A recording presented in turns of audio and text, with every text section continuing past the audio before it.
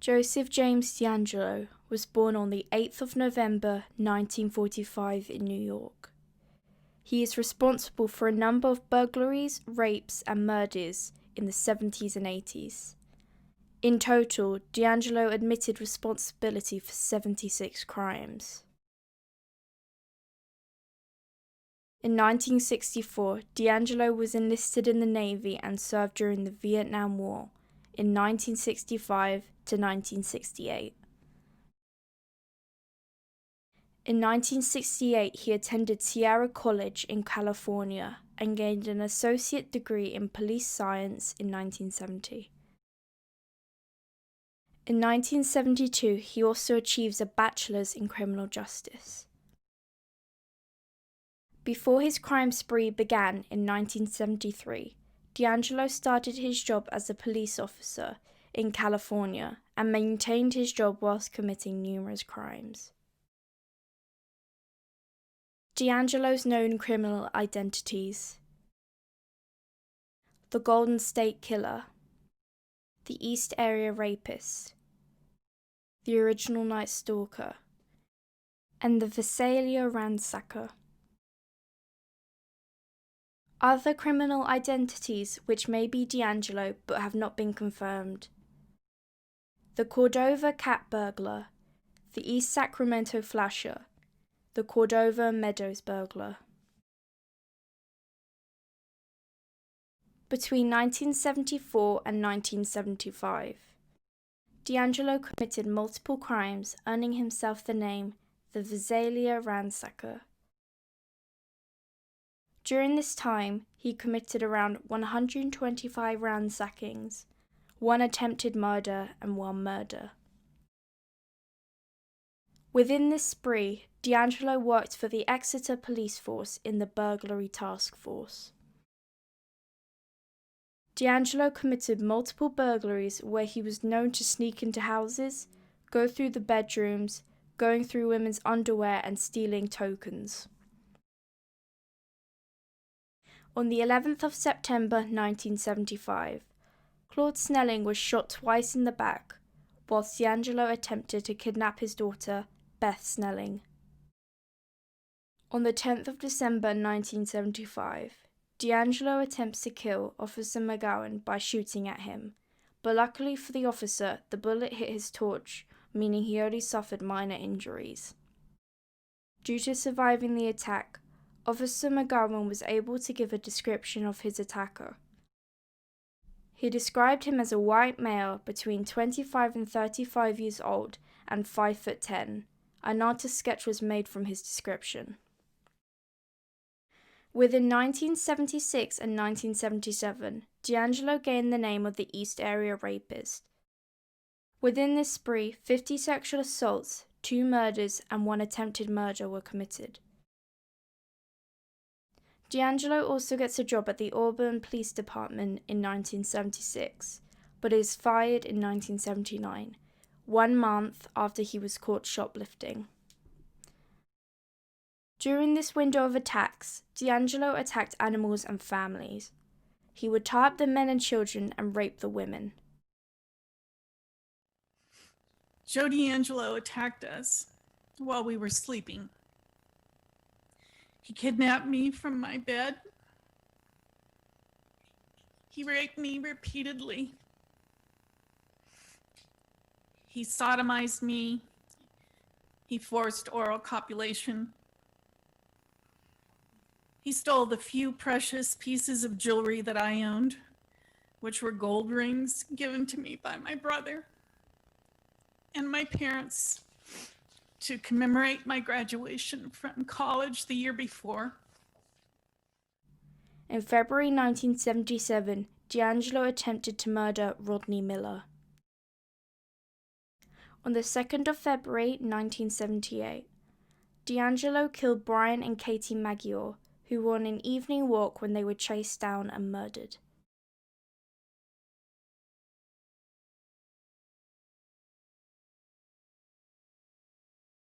Between 1979 and 1986, D'Angelo gained the identity of the original Night Stalker. During this spree, he committed 10 murders. On the 30th of December 1979, he murdered Robert Offerman and Deborah Manning.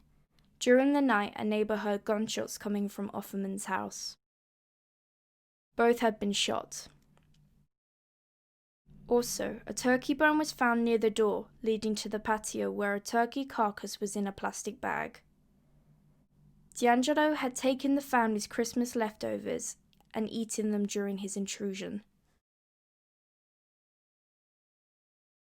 On the 13th of March 1980, D'Angelo murdered Lyman and Charlene Smith.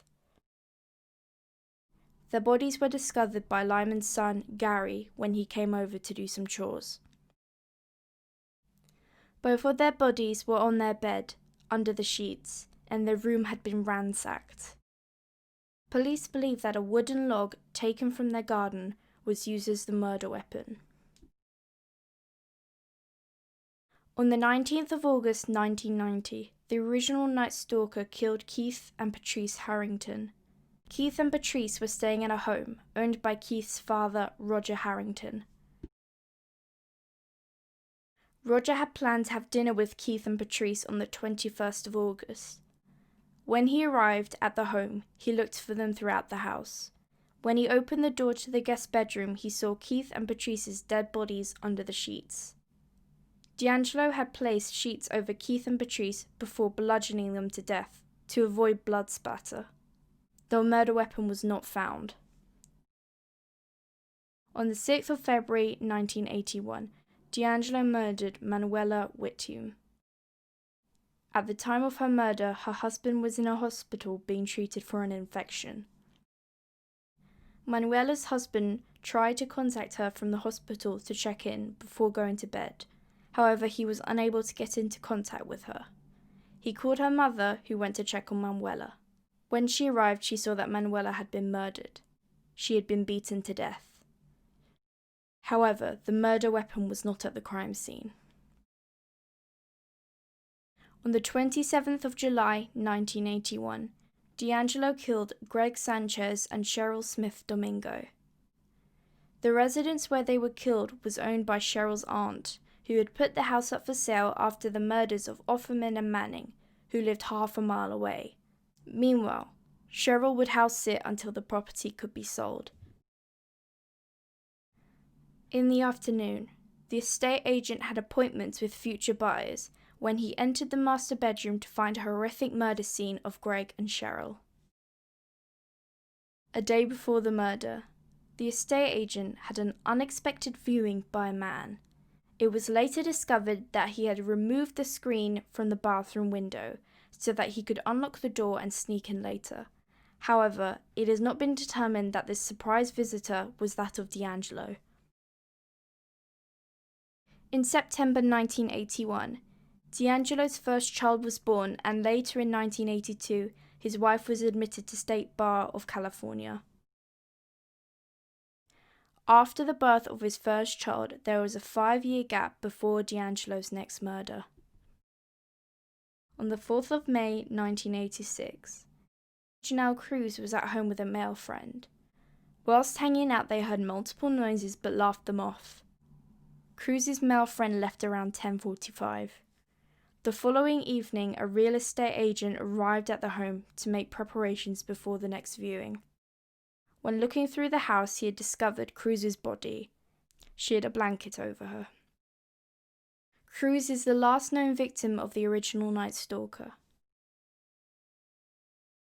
In November 1986, D'Angelo's second child is born in Los Angeles.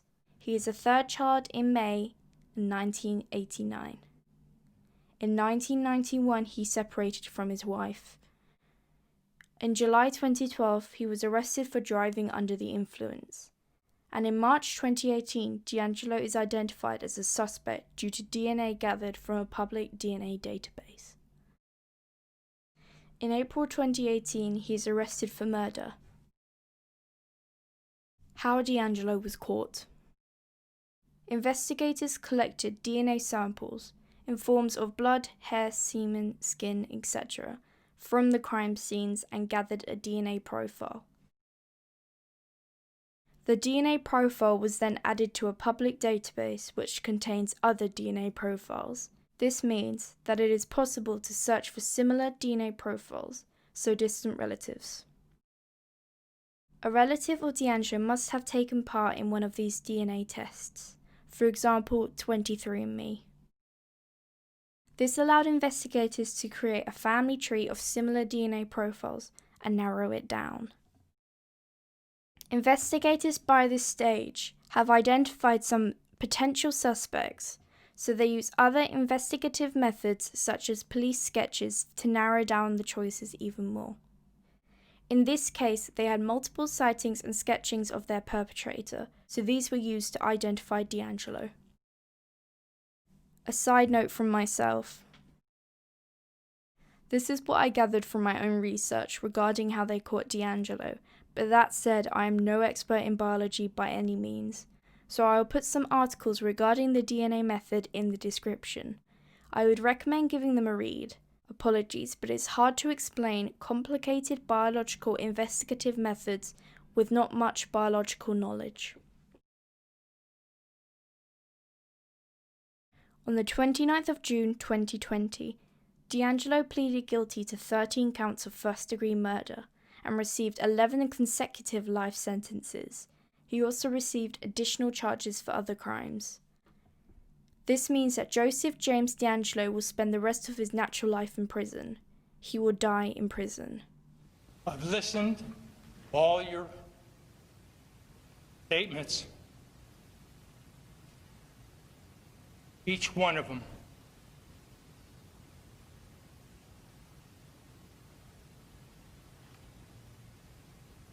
And I'm truly sorry to everyone I've heard. Thank you, Your Honor. Thank you, sir. Thank you. Mr. D'Angelo, you're now remanded to the custody of the Sheriff of Sacramento to be delivered to the custody of Director of Corrections and Rehabilitation to serve the remainder of your life in state prison. We are adjourned.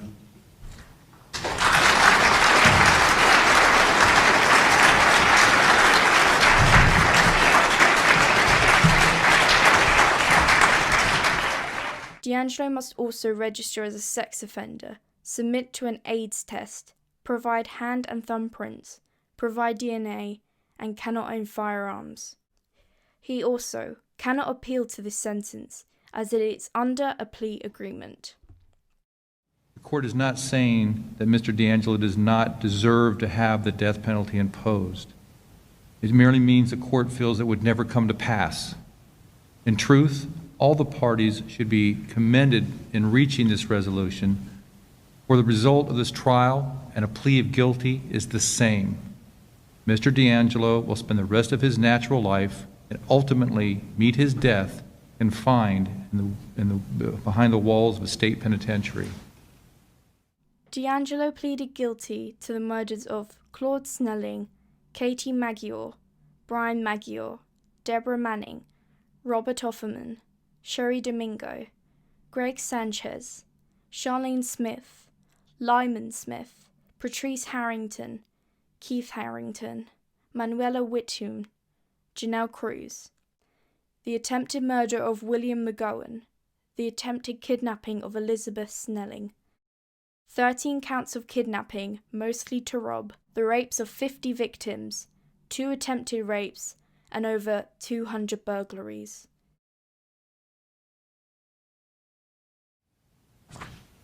I generally don't make comments at sentencing, but I am going to make an exception. Having approved of this plea, I will now move on to the imposition of sentence. Mr. D'Angelo, I've listened for the last 3 days from the people you've terrorized and their friends and their family. Their impact statement will always be with me. I was moved by their courage, their grace, their strength, all qualities you clearly lack. I know whatever words I say today will pale in comparison to the words the survivors have spoken. They need to be said.